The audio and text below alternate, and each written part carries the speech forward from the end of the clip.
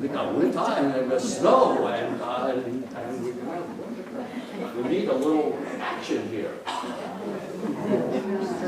Just as God made green apples, just as the sun rises in the east, I guess east, where's east over there? Just east over there, okay, just as the sun rises over there, that's the reason, right? Two reasons. I want you to sit on it. Now, I know I'm a professor from away, and you've got to be careful of those guys, because they think they know everything. They tell you theory and all that sort of thing.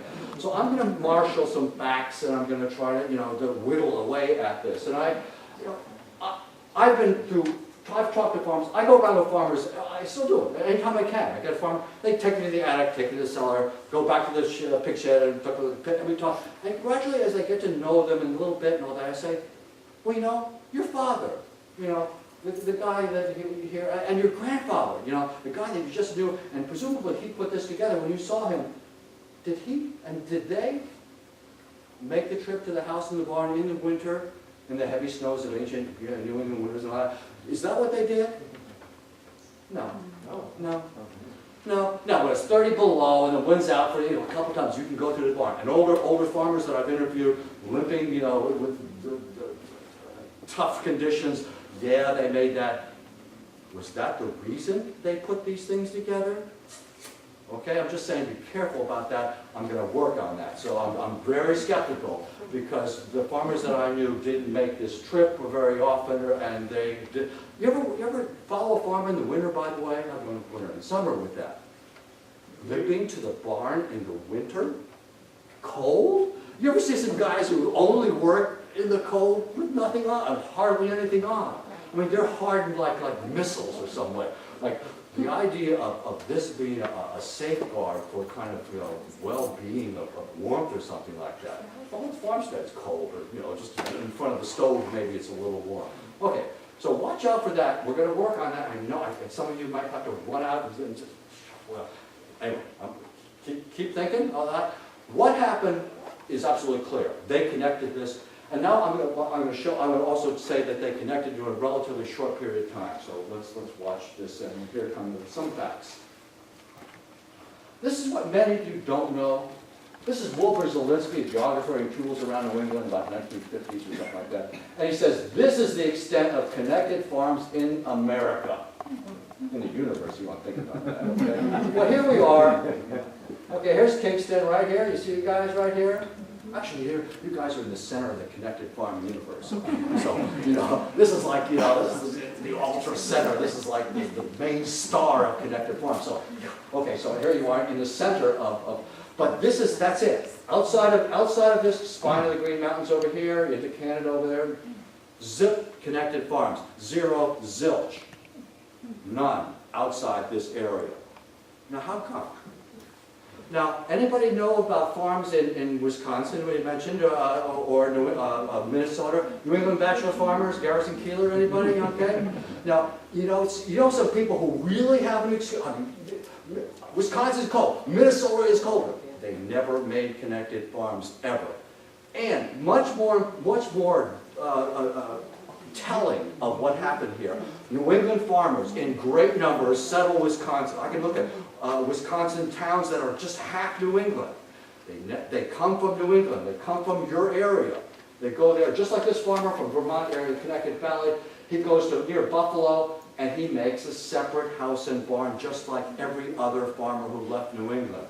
No connected farms. They didn't do it when they got there. What we know about agricultural people who move from one area to another, they take what they know and they build a new, just like they did where they went previously. Happens over and over again. Germans come to America, they build a German barn, just like they did in Germany. How else would you build a barn? Anyway, that didn't happen. You know what? The people who left your town, who went west, didn't have connected farms in the majority of times in order to build there. They built exactly as they built in New England, separate house and separate farm. Now I'm going to say that by 1850 you guys start building connected farms, and by that time out west it's already established, and also your area is getting a reputation for marginal agriculture. You do not build connected farms at height, even if you come later or something like that. Anyway, I can absolutely prove this to you by any means. Not building connected farms out there, and this is the area of connected farms in the universe. So I'm pushing your snows theory. Also your snows theory, if you really go to the climatologist guys, did it get colder? Now, I'll give you the dates now. Between 1850 and 1900, 50 years, second half of the 19th century, 90% of connected farms are connected together and made.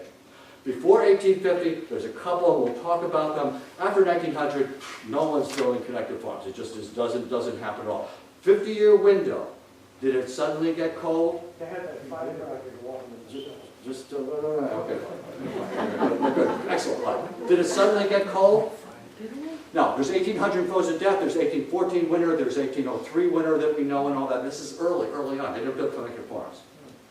Okay. So it didn't snow more. I'll give you the climatology chart and all that. Didn't get colder, and it didn't snow. This isn't the Dutch winter of 1600s or something like that. Nothing happened like that. Didn't get colder. So watch out for the snow theory. The snow theory isn't going to come on because of cold. It happens only in New England, and it happens in a short period of time, and only in this area. Okay, just hold that one there. We're going to get a lot more. So anyway, I know it seems like it's wise, and but it's coming on. Next. Oops, I'd be next. I'm going to do that, but I usually have student minions. So I got a thesis here. Because I'm a professor, you use like thesis now. Just a major idea. And that major idea is that there's a period in New England, and it's from early Puritan landings and all that, until 1830, 40, 50, they had separate house and separate farm. And they did not build the connected farm arrangement. It was about 1840, the year of no summer occurred. Very cold summer. Well, other people will say that's the year of 1814, 50 or something like that. Other parts of New England, there's a couple people who do that, but they're not building it there. So we can, let's you and I look at the climatology chart together, okay? That date is usually associated with a couple of twin winters in the teens, in most accounts, in most almanacs and all that. So we'll try to hold that one there. I'm just trying to work on my theory there. Anyway, it didn't get colder, I think, and I think we proved that. Anyway, a period of separate house and barns, and then after 1850, in this area and all throughout New England, people started to build connected farms. By the Civil War, that's all you built, basically. You know, if you have your barns across the road and all that, and for various reasons, then you don't do a connected farm. But I'd say 75%. You get 75% of farmers to build major construction of anything, you're talking big time. Something really has to be, and something was big, and we'll get to that pretty soon. So here it is. That's the theory of what's going on. And in order to make this theory work, I'm going to suggest a motivating factor, and that is modernization. These peoples modernized. They modernized as changing agriculture was forced on them, and they made the best deal they could to get the machinery, to get the food to market, to get a single cash crop, which they could never get. They tried. This is the act of trying. So, pre-connected, post-connected. Just a little bracket here. After 1900, they finally get a cash crop, milk, and they go big time. If you see a farm today in operation that has been in operation over the last 100 years, it was probably a dairy farm, okay? There's chickens, we'll talk about things like that. But milk saved the farmers of New Hampshire, bulk milk, and railway usually connected with that, except in special circumstances. The Hood Dairy, in Derry, if you know, they're close to, it's sort of close to Unity, whatever. Anyway, early production to Boston and things like that, bulk milk, and so other areas get done with it. And that's a little bit different here. Just okay, big house laws, back house barn. In order to talk about this now, I'm going to talk about the big house, the front house as a unit, and then the back house, and then going down the list. And what I'm going to try to do is to say that the big house has a pre-connected stage, separate house and separate barn, and there is a connected stage. And so houses were built differently before they made connected farms than they were after they made connected farms. Modernization. So, first big house, then back house barn. Okay, so big house. Again, the front house, living room, and bedrooms in here. This is, before they made connected farms, this is the most popular house in New England. This is the most